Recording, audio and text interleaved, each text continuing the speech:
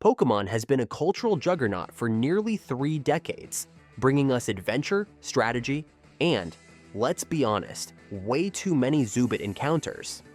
From the pixelated world of Red and Blue to the massive open world of Scarlet and Violet, the franchise has constantly evolved. Some generations brought groundbreaking changes, while others left us scratching our heads. But which Pokémon games truly stand the test of time? Today, we're ranking every mainline Pokémon game from Generation 1 to Generation 9, looking at factors like gameplay, innovation, nostalgia, and overall impact. Whether you grew up with a chunky Game Boy or jumped in with the Switch, there's a Pokémon adventure for everyone. Before we jump in, let's play a little game. If you've ever played any Pokémon game, hit that like button. And if you want more Pokémon rankings, deep dives, and nostalgia-fueled content, consider subscribing and joining our Poké community. So grab your Pokéballs, stock up on repels, and let's rank them all. Generation 1. The Classics. Pokémon Red, Blue, and Yellow, where it all began. These games dropped in the late 90s and immediately took over the world. Even if you never played them, you know the vibes: chunky sprites, limited colors, and a whole lot of nostalgia. But let's be honest, Genesis 1 was rough. The game was held together by duct tape and pure ambition. Glitches were everywhere, psychic types were insanely broken, and Wrap was a nightmare move that wouldn't even let you attack. Oh, and let's not forget, you have no more room for items. Seriously, who thought a limited inventory was a good idea? Despite its flaws, Gen 1 is legendary. It introduced 151 iconic Pokémon, the Elite Four Challenge, and, of course, the most debated choice in history: Charmander, Squirtle, or Bulbasaur. And if you picked Pikachu in Yellow, you had no say in the matter. These games paved the way for everything Pokémon would become. Are they perfect? Not at all. But they're historic, and for that, they'll always hold a high spot on the tier list. Generation 2. A golden era. If Gen 1 was the rough draft, then Gen 2, Pokémon Gold, Silver, and Crystal, was the masterpiece. Released in 1999, 2000 for the West, these games took everything from Red and Blue and supercharged it. First off, 2 regions in one game. That's right, after conquering Johto, players could return to Kanto for a second adventure. It was mind-blowing at the time. Imagine finishing a game, thinking it's over, and then realizing there's an entire other map to explore. Gen 2 also introduced 100 new Pokémon, day and night cycles, breeding, and a better type balance. RIP to broken Gen 1 psychic types. Plus, shiny Pokémon were introduced, and even if you didn't know what they were back then, chances are you either caught or knocked out that red Gyarados in the Lake of Rage. And let's talk about the final battle. After taking down all 16 gyms, you face Red, the original protagonist from Generation 1. No dialogue, no nonsense. Just a silent, level 81 Pikachu staring into your soul. One of the most legendary fights in Pokémon history. Gen 2 wasn't just a sequel, it was a revolution. Generation 3, advancing the journey. With Pokémon Ruby, Sapphire, and Emerald, the series took its first big leap forward. Gone were the black and white Game Boy days. Gen 3 brought vibrant colors, smoother animations, and a fresh new world, Hoenn. This was the first generation to truly shake up the formula. Abilities and natures were introduced, adding a layer of strategy to battles. Double battles made their debut, and let's not forget the weather system, which made battles more dynamic than ever. But for all its upgrades, Gen 3 was controversial. It removed compatibility with previous games, meaning you couldn't bring your beloved Charizard from Gold and Silver, a betrayal that still stings. The water routes were also a lot. Like half the game was surfing, and we were constantly fighting Tentacool. That said, Emerald fixed a lot of issues. It had Battle Frontier, an epic final battle with both Team Magma and Aqua, and the best version of Rayquaza's entrance ever. And let's not forget Fire Red and Leaf Green, the first ever Pokémon remakes, which modernized Generation 1 beautifully. Overall, Gen 3 took big risks, and it paid off. It wasn't perfect, but it set the foundation for everything to come. Generation 4, entering the DS era. With the release of Pokémon Diamond and Pearl and Platinum, the franchise entered the Nintendo DS era, and with it came some of the most beloved mechanics in Pokémon history. First off, the physical special split changed battles forever. Before Generation 4, moves were categorized by type. All water-type moves were special. All fighting-type moves were physical, etc. Now, every attack was individually classified based on logic, meaning Pokémon like Gyarados could finally use Waterfall effectively. Gen 4 also expanded the Pokédex and gave us some of the best evolutions ever, like Electivire, Magnezone, and Togekiss. Plus, Cynthia made her debut, one of the most iconic and toughest champions of all time. Her Garchomp still haunts players to this day. And then there's Platinum, the definitive version that fixed the slow pacing, improved the story, and introduced Giratina's Distortion World, one of the coolest locations in Pokémon history. Oh, and did I mention Heart Gold and Soul Silver? These remakes of Gen 2 weren't just good, they were legendary. Full Pokémon following mechanics, an expanded story, and every single gym leader from past games ready for a rematch. Gen 4 wasn't just great, it was elite tier Pokémon gaming. Generation 5, Black and White Adventures. Then came Pokémon Black and White, the most story-driven games the franchise had ever seen. Instead of just beat the evil team, collect gym badges, become champion, Gen 5 went deep. Team Plasma wasn't just another group of cartoon villains. They were asking a real moral question.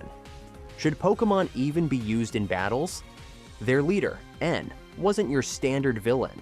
He was a complex character who genuinely believed in his cause. And his final battle with you? Still one of the most cinematic moments in Pokémon history. And then, for the first time ever, we got direct sequels with Black 2 and White 2.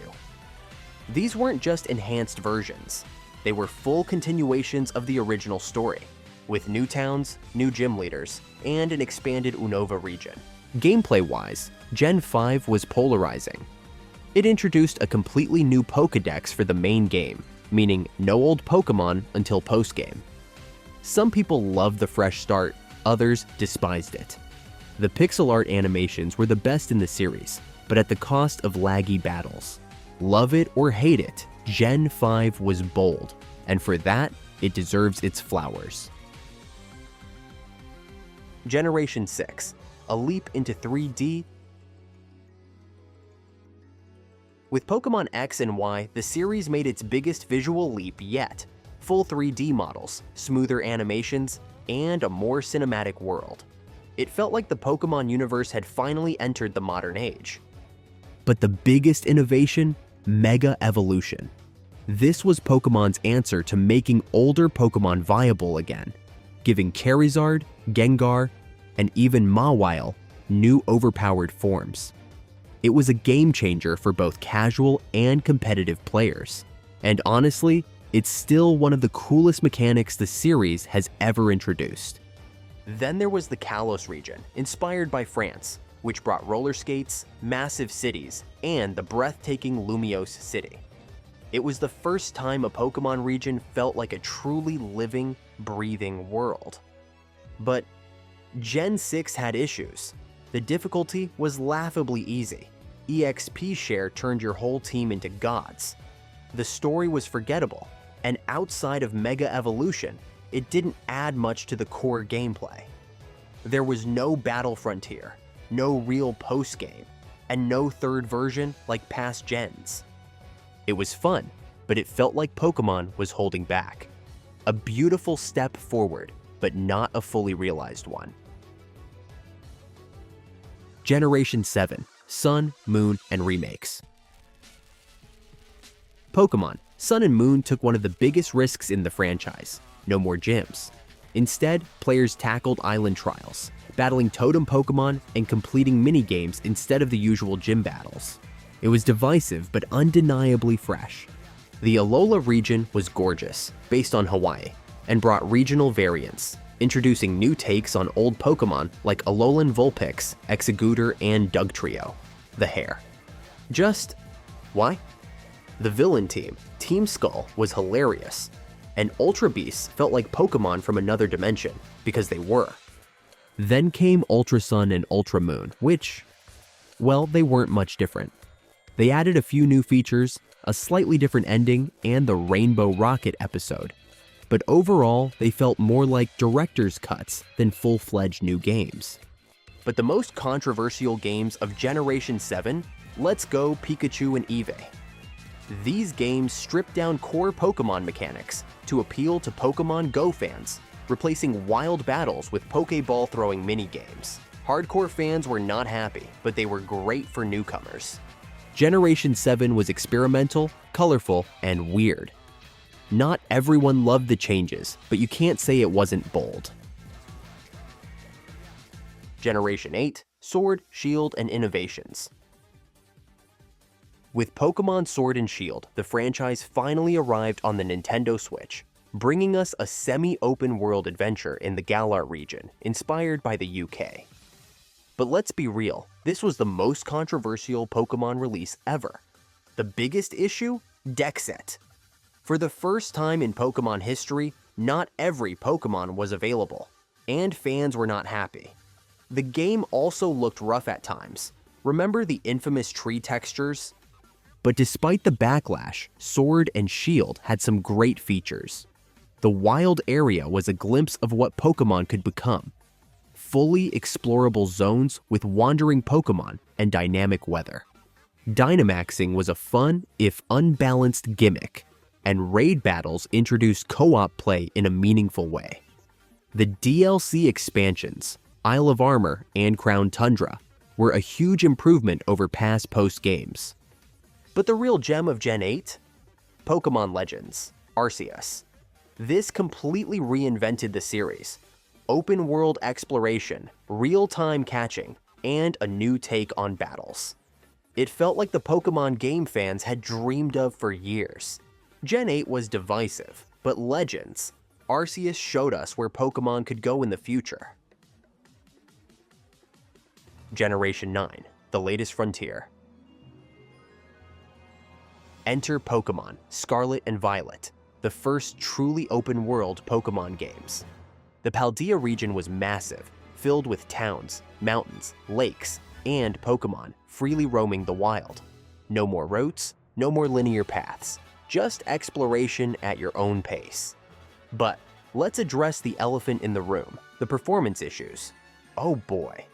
From horrific frame rate drops to glitchy battles and characters randomly stretching into nightmare fuel, Gen 9 launched in a rough state. Even the most diehard Pokémon fans had to admit it felt unfinished. That said, the gameplay was fantastic. The freedom to tackle gyms, Team Star, and Titan Pokémon in any order was a breath of fresh air. Terastallization, the new battle gimmick, added a cool strategic layer, and the three-way story made for one of the best endings in Pokémon history. That final boss? Chef's kiss. And let's not forget multiplayer. For the first time, you could explore the world with friends in real time. Scarlet and Violet had big ambitions and even bigger technical issues. But at its core, it was fun. And that's what really matters. From the pixelated charm of Red and Blue to the open-world ambition of Scarlet and Violet, Pokémon has constantly evolved. Sometimes for the better, sometimes not so much. Looking at you, Dexit. Each generation brought something new, whether it was Mega Evolution, the Battle Frontier, or full 3D worlds, shaping the franchise into what it is today. Some generations will always be fan favorites. Gen 4's Platinum and Heart Gold are legendary, while Gen 5's storytelling is still unmatched. Others, like Genesis 6 and 7, took big swings, but left players wanting more. Gen 9, a technical mess, but undeniably one of the most fun Pokémon experiences ever. So, what's next for Pokémon? With Legends, Arceus proving fans love open-world gameplay, it's clear that the series is heading in a bold new direction. Maybe one day, we'll finally get the perfect Pokémon game. No performance issues, no missing content, just pure adventure. Until then, we'll keep catching them all. Which Pokémon game is your favorite? Drop a comment below, and if you enjoyed this ranking, hit that like button and subscribe for more Pokémon deep dives, rankings, and nostalgia-fueled content.